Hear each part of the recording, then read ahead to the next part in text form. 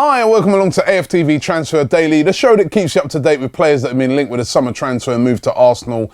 Now, you know what, yesterday I saw somebody tweet out, I think it's Ollie Price Bates on Twitter, a brilliant tweet that he did where he's speaking about Arsenal's transfer policy. And what he was suggesting in there is just like, there doesn't seem to be no plan to Arsenal's transfer policy. You look at a lot of other teams like Manchester City, Man United, they've seemed like they've had a specific plan, and they've, you know, they wanted to buy a striker. They went and got Ibrahimovic United. They wanted a centre-back. They've already got that done. You know, they wanted a right midfielder. They've got that done. They're now looking at Pogba. They've had a policy right from the beginning of some certain players I've identified that they want to bring in. Arsenal's one looks a bit more muddled, you know. A bid out of the blue for Jamie Vardy that's not worked out. Little bids here, bids there, emerging here. It doesn't seem to have any cohesion. And then what it leads to is what we've seen over the years, where everything's just done at the last minute, or we pluck players that have just, you know, from nowhere emerged as being targets. Nothing seems specific. Even at the moment with a striker, it doesn't seem like Arsenal's, whoever's doing the transfers at the moment, it doesn't seem like they've decided on the striker they want. Is it Lacazette? Is it Lukaku? Is it Morata? Which one of these guys do they want, you know? And it just appears unorganised, muddled, and it leads to a lot of last-minute buying and almost panic buying sometimes. And it was a great point that he was making. I mean, the only one so far that you could look at and say, right, well, you know, that looks coordinated, that looks like that was planned, was the Granit Xhaka thing, and hence why they were able to execute it so quickly. But at the moment, it just seems to be like they're making it up as they go along. I mean, I'm hoping I'm wrong, but it definitely seems that way. And it's been like that over the past few years. And, you know, it shows like this, you know, you get to find out about loads of players getting linked because of it. But, you know, we really want to see some decisiveness now from Arsenal. I mean, the Euros are going to finish tomorrow. After that, you know, we've only effectively got a couple of weeks to go until pre-season starts. Arsenal, we want to see them bringing in some players now. Their striker, the players that we all know that Arsenal need. That is what every Arsenal fan wants to see. Today, though, we've been linked with a midfielder, another one. This is Arda Turan this time. Plays for Barcelona. As a matter of fact, he's more well known for his days at Atletico Madrid. He's now 29.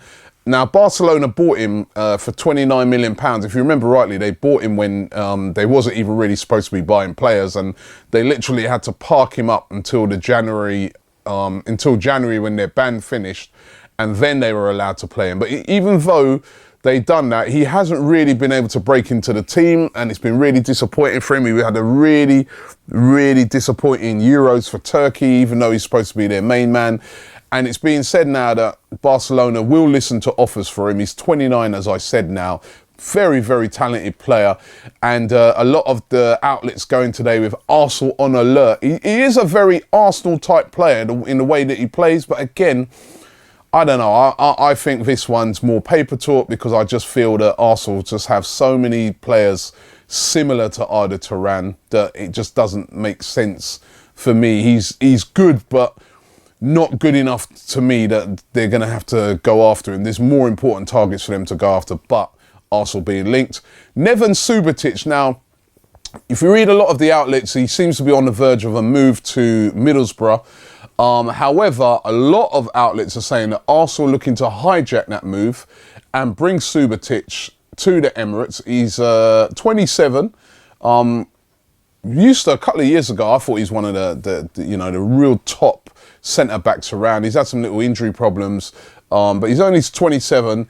It's said that Dortmund will take about £8 million for him, for Subotic, and it could be that sort of backup centre-back that Arsenal need. You know, I know we've been linked to guys like Koulibaly, but now it's looking like Chelsea have emerged as favourites for that. I was reading today that they've apparently made a £34 million bid for Koulibaly, which is what I'm talking about. This is exactly what I'm talking about with Arsenal, is that we seem to be in the frame for players, but we're not moving. But Subotic obviously will be a cheaper option. He's a good centre-back, very combative. I think he would suit the Premier League. Whether Arsenal are going to move for him or not, we have to wait and see. Whether he'd rather go to Middlesbrough, where, you know, he'll start every single week, or come to Arsenal as a backup, which is more or less what he is at the moment at Dortmund, it's going to be something that he's going to have to consider. But we're being linked with him. Linked with another centre-back today, Lucas Hernandez. Lucas Hernandez plays for Atletico Madrid. He's only 20. He had his breakthrough year last year as a centre-back. He's versatile as well. He can also play as a left-back. And reading today that Arsenal reportedly interested in, well, they've made inquiries about Lucas Hernandez to see what his availability is like. Whether Atletico want to sell another one of their gems is another matter. I mean, you know, Atletico got a great team, and, you know, this guy is one of their top prospects. But that is what we're being told.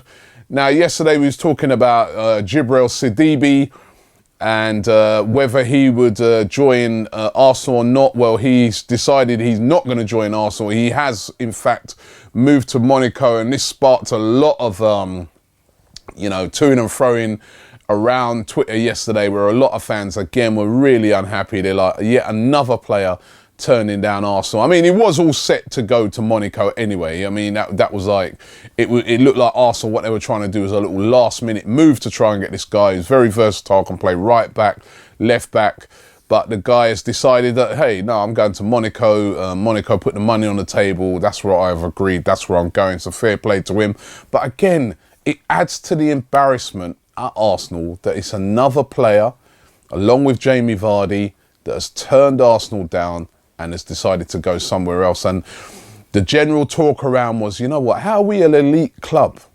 You know, because all these players are turning us down, you know. I saw a guy yesterday who's going, would Jamie Vardy have turned down Man United? Would Jamie Vardy have turned down Bayern Munich? Would he have turned down a chance to go to City with Guardiola? You really do have to think about these things. But, you know, another player who's turned us down and has decided that he's going to join Monaco. Isaac Hayden, one of our young starlets, he was on a loan at Hull City. Well, we're reading today that he's due to have a medical at Newcastle United. That's a great move for him, for a permanent move to Newcastle. It's a shame that this guy was never able to break through at Arsenal. I always sort of really rated him with everything that I saw. He's been out on loan, but it's just, you know, to get now into that position, which used to be our problem position, defensive midfielder. We seem to be stacking them up in that position right now, and unluckily, Isaac Hayden's not been able to burst into that position. So now Isaac Hayden has decided to move on. Good luck to him. If he moves to Newcastle under Rafa Benitez, he can only grow as a player, and I think that would be a great move for Isaac Hayden. You guys have still been sending me in all of the transfer hopes. Thanks for sending those in. Let's get into a few of them right now. Hey Robbie, this is David from Mexico, and I think we should definitely go for Alvaro Morata, because even though £50 million might be a lot for a 23-year-old player, you're either going to get at least 10 good years out of him, or you're going to sell him later on at an even greater price, which compared to Higuain, you're only going to get very few years for a lot of money, and you're definitely guaranteed to not get your money back. Hi Robbie, I'd love Arsenal to sign a centre-back like Jose Font and two attacking players, Julian Draxler and Romelu Lukaku. Oh, hello Robbie. Personally, I think Arsenal should sign Lacazette or Lukaku. Lukaku might be a little expensive, and we should sign Koulibaly, centre back. Hi Robbie, I'm from Switzerland, and the players I want to see joining Arsenal to really improve our team are true beasts at a good age, such as Koulibaly at centre back and Lukaku as a striker. Hi Robbie, I think Arsenal should sign these two players. One of them being Ricardo Rodriguez at left back and Romelu Lukaku at striker. I think they would both fit very well into the team, and they would help us win the league. So there you have it from the guys, and a lot of everybody suggesting similar names to what we'd all like to see. I mean, the Lacazette thing is, you know, what are Arsenal doing on this? Do they want Lacazette? or don't they want Lacazette? Is Lacazette what they need?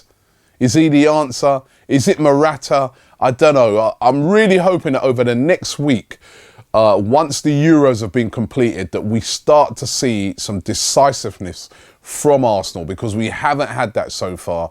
Are we going to get it? That's what we're going to have to wait and see. But, you know, it's been very, very frustrating. By the way, for everybody who's been sending in the sponsorship stuff, thank you very much for that. A couple more days on that. If you are interested in sponsoring us on our trip to the USA and Scandinavia, the email is below. Send us an email. We'll give you details of that. I've been really, really grateful to everybody who's been in contact so far. Really, really grateful. I really appreciate that. Thanks for sending that in. And we'll be back